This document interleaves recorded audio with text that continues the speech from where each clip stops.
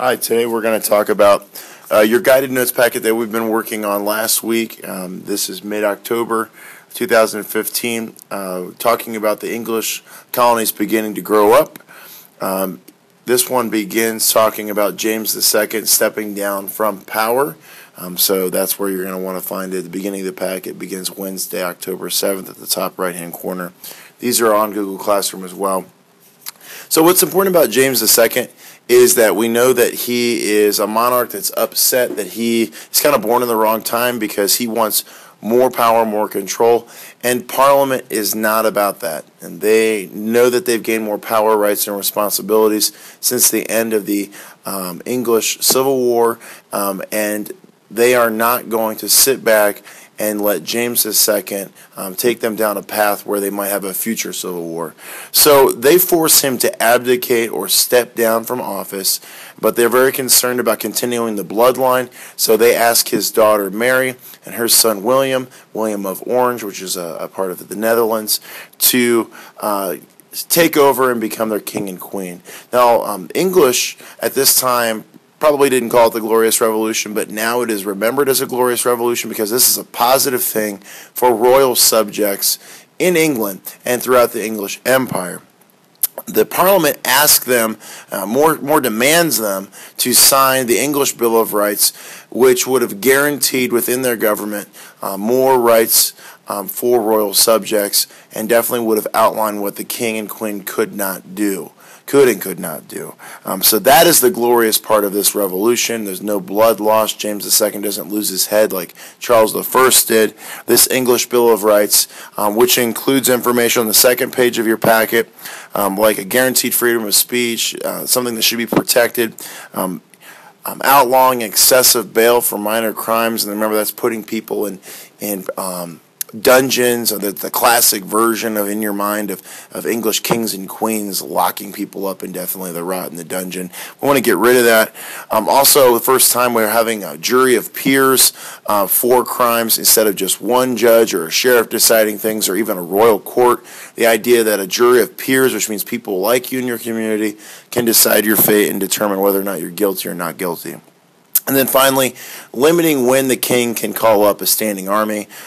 All of these things and many more rights included are going to be things that are celebrated in England, but they're also celebrated in North America as well, because remember, the colonists know they're English. Some of them were born in England and just recently came. Some of them are second or third generation Americans because they're on the North American continent, but they're still very English in their thoughts, their manners, and the way that they try to link their culture to Mother England. So for them, this is a glorious revolution as well. And paired with the Magna Carta in 1215, these two items are going to guarantee to English subjects, whether they're in England or North America, that they are benefiting from the growth of their country's legal and political system. If you look at some of the other philosophies that we talked about, mercantilism is a huge one for this guided notes packet. Mercantilism is the English, not just English, but embraced here by the English, economic principle, philosophy, and idea that the colonies only exist to benefit the mother country, and that would be England. So people in England believing that while they might have distant family in the colonies, while they might even have friends or business associates in the colonies, there's a distinction. There's a clear difference between people in England and in the colonies. Now, this is not shared the other way. You don't see the colonists getting really excited about mercantilism, because things will begin to take shape that they are being taken advantage of because of this idea of mercantilism. So the English want to sell their finished goods made in England directly to people in the colonies. It's a great way for them to make money. They also want to get cheap resources from the North American colonies and bring them over to England. This allows them to buy low, sell high, make a profit, and that is definitely at the financial expense of the colonists. Paired with the Navigation Acts, this idea of mercantilism is going to restrict the purchasing and selling ability for the colonists. The Navigation Acts, remember, restrict the colonists from using other shipping companies, French, Dutch, Spanish, and they're only allowed to use English companies to transport their goods, which means the prices are being artificially set, and they're probably higher. You can almost imagine the Dutch, French, and Spanish saying, look, we'll make it worth your while, we'll do business with you. And this is definitely going to discourage them from doing it legally. Now, this does encourage illegal criminal activity. And some of those things will be smuggling. I alluded to the fact that John Hancock's going to come on the scene. The guy that's got the huge signature on the Declaration of Independence is also a well-known smuggler. And smugglers are people that are trying to use the black market, and that means an illicit or illegal market, to sell their goods when the law does not allow them to do that. So smugglers would have used either their own ships or ships that they are renting, or can talk someone from another country into using to transport their goods to sell at another location, probably for a better price than what they would have got with the English. Now, this type of criminal activity goes completely against what Mother England wants. Parliament does not want smuggling activities to take place because they don't benefit monetarily from it. They instituted the Navigation Act so that they could make some money. The idea that these colonies benefit them, not somebody else, and they aren't excited about the colonists having their own money-making schemes. If you look down on the colonists' desire to act more English, we talked about this in class. We said that wealthy landowners, planters, and aristocrats, wannabe aristocrats in North America, people with money in their family, would have spent an enormous amount of money trying to act more English. They would have negotiated with people in England, maybe only by letter, correspondence, never in person or face-to-face. We definitely know they couldn't call or send an email. But they would have sent lists of things that they would have wanted, and that these people in England would have dictated the cost of that, almost like a catalog, except sometimes you never get to see the stuff in the catalog. They would have requested fancy silverware, dining cups, glasses, plates, tablecloths, wallpapers, chairs, lavish furniture, things to be shipped over to decorate their nice Virginia homes. And this is happening in other colonies as well. But, for example, later on, Jefferson and Washington are going to spend an enormous amount of money ordering this way so that they can be keeping up with the Joneses, trying to act more English so they can show their neighbors that they're English living in the colonies, so that they can entertain English officials when they come to the colonies. And sometimes we said that they would be taken advantage of because things that were not top of the line or an old trend might have been passed off as new or awesome, and they would get stuck paying a high price for a bad good with never any ability to really double check and say, is this being used in England? Do people dress like this? Is this a good investment for me? A lot of times money wouldn't change hands, but it would be the exchange of cash crop goods. So, for example, if I sell tobacco in the southern colonies and I want to order things from England, I'm already forced to sell my tobacco to England because of the Navigation Acts.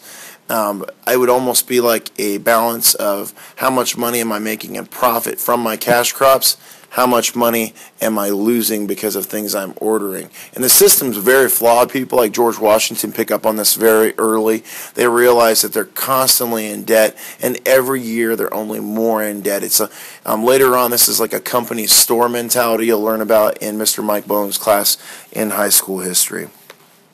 This debt will be an influence. In fact, many of the people that come to sign the Declaration of Independence are probably motivated based off of their pocketbooks just as much as this burning desire of liberty and independence. On the last page, the Great Awakening. This is something religious-based, spiritually based. It's going to be affecting more New England, but it will have effects throughout the colonies. And specifically, this is an idea that we, being people in the colonies, are all equal before the eyes of God. And that might sound automatic. If you consider yourself a Christian, That might seem automatic to you, but it wasn't always a universal truth or well-known belief. This is an idea that's definitely inspired by the New English Bill of Rights, and over a 100-year period, people start thinking about their faith and their relationship with God as something that they can improve based off of a equal playing field with everybody else, and whether or not they want to work at their faith. This is a new opportunity for some faiths to begin and really take hold here in North America. Churches like the Baptist, Methodist, and Presbyterians, they begin to first grow in the colonies. You're going to see really strong leaders like George Whitefield and Jonathan Edwards being well-read. There would be traveling pastors going from church to church, sharing their experiences about renewing their faith and having a strong sense of excitement for being a Christian. And this is going to spread throughout the colonies, mostly in New England, but it's going to spread throughout the middle and southern as well. Time period we're looking at is between the 1720s, 1740s, and even into some of the 1750s. So all this is going on at the same time that we're growing politically from the English Bill of Rights during the Glorious Revolution. And we're also growing financially. The colonies are beginning to stand on their own a little bit. And we're going to grow into the period where there's some conflict because we try to take care of ourselves, we try to work together, and we try to reach out to Parliament to let us do this. For example, yesterday's Socratic seminar over the Albany Plan for a Union, which is foreshadowing for this information. Okay? And the last thing I want to talk to you about in this packet are gender roles specifically. In the colonies, they're different in some of the New England colonies, middle and southern. I would say that there's probably a little bit more equality in things that women can do in New England. Even though this is a place that is very strict rules, women begin to get a little bit more roles in the mid-18th century. That's the mid-1700s. Where you've got more traditional roles in these southern colonies specifically. Traditionally, women are the ones that stay at home and take care of the children and take care of the house. In your small farm or small town, they are taking care of a lot of work around the house, in the house, outside the house, with the kids, and that includes education. In large, wealthy families, women have less of a taxing tough job to do, but they're still going to be responsible for the organization of the entire household, and a lot of times that means managing paid servants and many slaves. Men are in charge of managing the farms or small shops. If they don't have a lot of money, that means they're doing the work themselves. If they do, maybe they've hired some paid servants or paid apprentices, or in the middle and southern colonies specifically, they would have slaves that would be trained specifically in different trades. Sons are raised to either take over the family business or family farm, and if there is, that would be the first son, so that you could pass over everything. The second sons would be trained specifically to replace the first son if he dies or doesn't want to do the family business, or they might be pushed into things like being an attorney, being a preacher, something that would allow them to stand on their own if they don't inherit much wealth from their father when they die. Young girls would be trained in manners and how to take care of the home, also how to raise children, and their goal, regardless of where they're at in the colonies, is basically to do the best that they can do to present themselves as a good match for a future husband. And that sounds horrible for women today, but this would have been something that a lot of women would have looked forward to. Can they be that person that finds the best match? And sometimes this means marrying for convenience. Sometimes it means marrying for love. But it definitely means a strong pressure, something that would have been very stressful and made women very anxious, finding the husband so that they're off their parents' books. Fathers would have been extremely relieved to get rid of their daughters, so to speak, but to hopefully set them up for success so they can continue with a new family and possibly marry a couple families together to improve the community.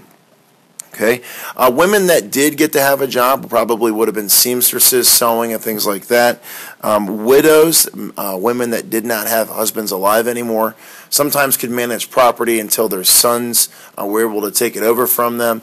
But for the most part, those legal issues, including voting, are going to be left to the men, which because the widely held belief that men can handle it better and women are more gentle creatures.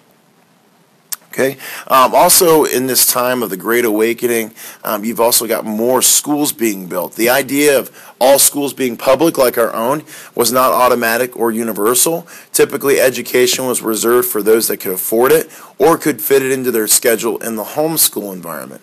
So most people at this point go to school with their siblings, and they're raised by their mother or their grandmother or an aunt or an older sibling, probably women. Boys and girls didn't go to school together at all, and if anyone was going to benefit from formal education, a high school, a college, it's going to more than likely, almost guaranteed, going to be males benefiting from that.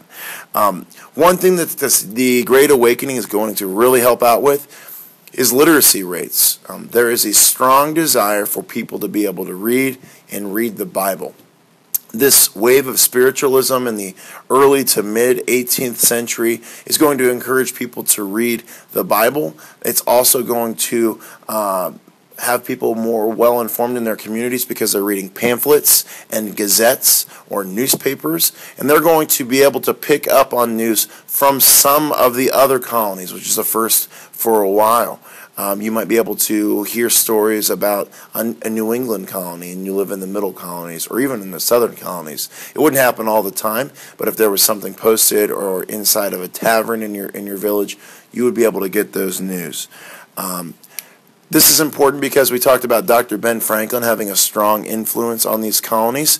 He is considered an Enlightenment thinker. He's an early scientist. His Poor Richard's Almanac is going to have witty little quotes in it like, "A penny saved is a penny earned," "Early to bed, early to rise make a man healthy, wealthy, and wise." Also would have given people science tips and farming tips. These types of newspapers would have created some type of colonial community. For the first time in North America, not all of the first-hand printed materials are coming straight from England. We might be growing up just a little bit. Thank you very much.